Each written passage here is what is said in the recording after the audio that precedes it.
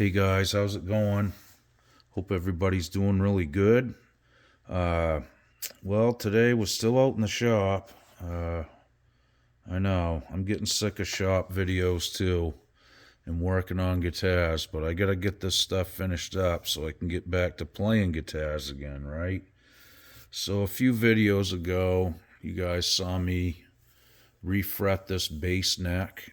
It's got all new frets. I fixed a bunch of the chips that were in the fretboard. Come out nice. It feels good and everything. So the next step was to put some new tuners on. These are the originals. Uh, they say made in Japan or just Japan on them. Yamaha. These were the originals. They're really loose and they turn hard. They've done their time. So we got some different ones here, similar. They're just open back. Fleor is the brand. Not super expensive, but they work really nice and they feel really good. And we're going with black in this case. We're going to do a color change and get rid of the chrome and go with black appointments. I think it's going to look really nice. So anyway, what we got to do first, I took the original, tuner ferrules out. They were chrome. So we took those out, and now we're putting black ones in to match the tuners. So these came right with the tuners. And I'm going to show you guys a cool way to put these in. This is how I like to do it. This is what I'm using. This is an Allen bolt, and it's a countersunk bolt. You can see it's tapered right under the head.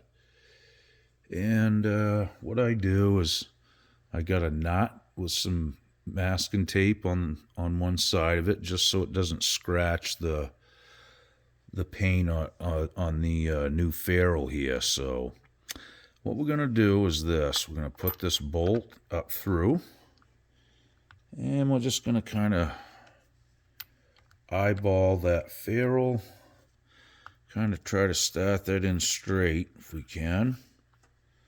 Okay. That doesn't look all that bad. So now what I'm going to do is I'm going to stick my Allen wrench in the back, and I'm just going to hang on to this with my finger on the front side. Hopefully you guys can see this as it goes down. Now the countersunk on the bolt works really nice because it centers in the hole. As you can see, the bolt's almost all the way in the hole, but the countersunk is keeping it out, and it's not damaging anything. And I'm able to hold this knot with my fingers and turn the Allen wrench by hand to set that in there.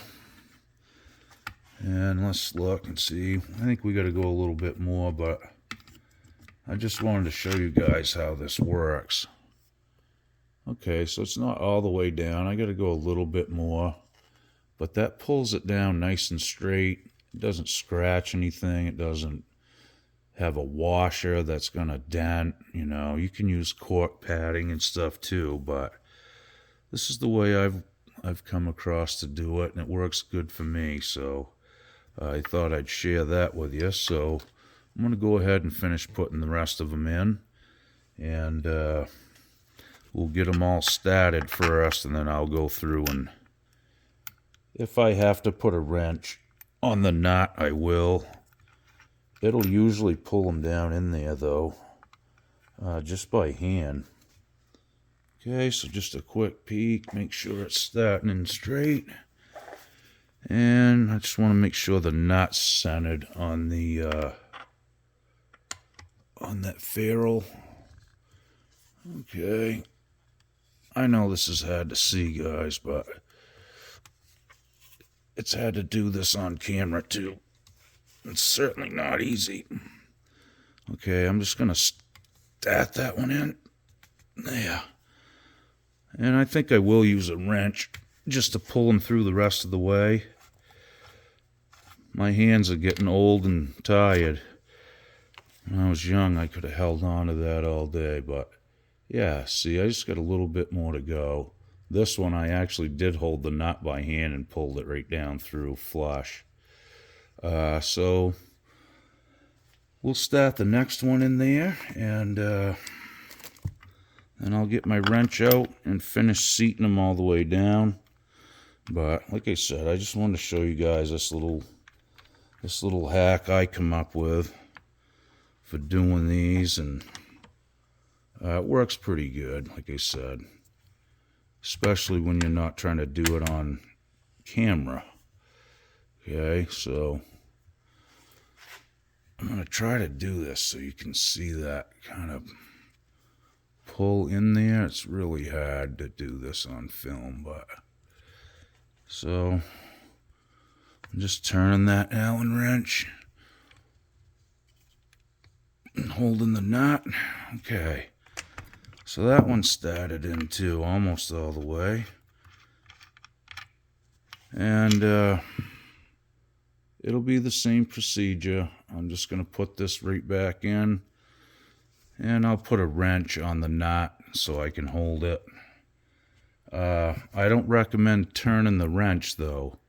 We don't want to scratch these, so we'll just hold it, the knot, with the wrench, and we'll turn our Allen wrench with the countersunk side towards the back of the headstock. Then you don't get any dents, any chips, or anything like that. It really works well. And you can get these for smaller, you know, for like a guitar headstock too, just a smaller diameter. So all in all, pretty slick. Okay guys, so I got my wrench out, and we're just going to pull them down the rest of the way. They're not quite all the way down. First two are. I just did this one here for the A string. So we're going to pull these two down too. So I'm just trying to start this on there. I think I got some tape in the threads now, so it's going a little harder, but we'll get our Allen wrench on the back. And let's see. Okay, and I'm just going to use a small adjustable on this side. And again, I'm not turning the wrench. I'm just turning the Allen wrench on the back. And that way we don't scratch up the ferrules with the knot. Even though I do have masking tape on it, you know, we don't want to scratch anything up if we can help it. It's all brand new stuff, so we want to keep it that way. I apologize for the off-camera stuff here, but it is what it is. It's hard doing this stuff alone, to be honest with you, filming and, you know, trying to get something of quality and do quality work at the same time. You know, hats off to some of these guys that have really good camera skills and production skills. I don't know if you guys have ever watched Ted Woodford from up in Canada. I watch a lot of his videos. He's a great repairman, one of the best. And he shoots some really great video too, so really fun to watch. If you've never seen his channel, it's T. Woodford. Check him out. Pretty cool guy. Pretty relaxing to watch. Kind of like me. Okay, now we've got all the ferrules in, pressed in. Looks really nice. I do like the black a lot better than the silver. So the next thing, yeah, those are going to look really nice. So the next move is to, we got to put all these tuners on. It's going to work out good. It's going to cover all the old holes too. We're going to probably have to make some new ones. Yeah, we are, but that's okay. I think what we'll do is probably plug these other holes up with toothpicks. You know, some people may not want to do that. I'm going to do that and just glue them in, then cut them off. And the reason I'm going to do that is I just don't want stuff cracking. I know I'll be able to hide all these, but I know they're there. That's my only thing, you know, and they could always be drilled out. It's not a big deal later on. But, you know, as you get doing this stuff, the more holes you put in, you know, it can turn into, you know, multiple sets of tuners on here can really add many holes. So I'm going to plug them nonetheless. Okay, guys, so I got some toothpicks and some super glue. And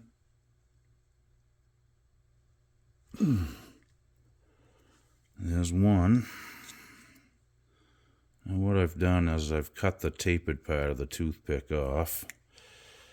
And yeah. So it's just, you know, one end's tapered, and then I cut the other end off square, so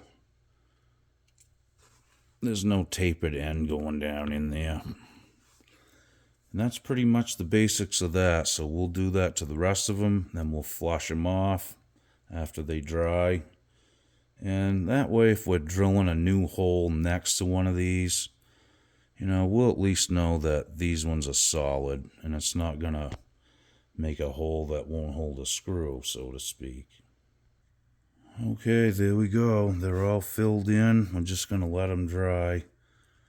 This hole right here is already full of super glue because there was already a crack there from when the headstock broke. I did a pretty major repair on this. The headstock was broke and whatnot, so it broke there too. And this is one of the reasons why I'm filling these in, because it happens. Okay, so we got all the toothpicks glued in. We're going to take these little cutters right here and just flush these off for now. And the next time you see it, the tuners will be on it. These work pretty good. They cut right down pretty much flush. And, you know, I'll just hit it with a razor blade and get the rest of the little nubs off it. But that takes care of the old holes. Like I said, now when we put the tuners on, if we're drilling near an old hole, we won't have a great big oblonged hole. So the next step is going to be probably to draw a line across here so we have a reference line to square these up. There is one square flat spot right here that you can actually use to align with. It'd be like right here. So that's the next step. The next time you see it, those will be mounted. And we have one more thing we're going to do to this base. We're going to get a new bridge for it. Probably a matching one, a black one, and new saddles. The other stuff's pretty much had it too. So and that will pretty much take care of this. And we can get this base back to the owner, and I'm sure he's anxious to play it. Okay, guys, thanks for checking this one out. We'll see you soon. Hope this one helps. Okie doke.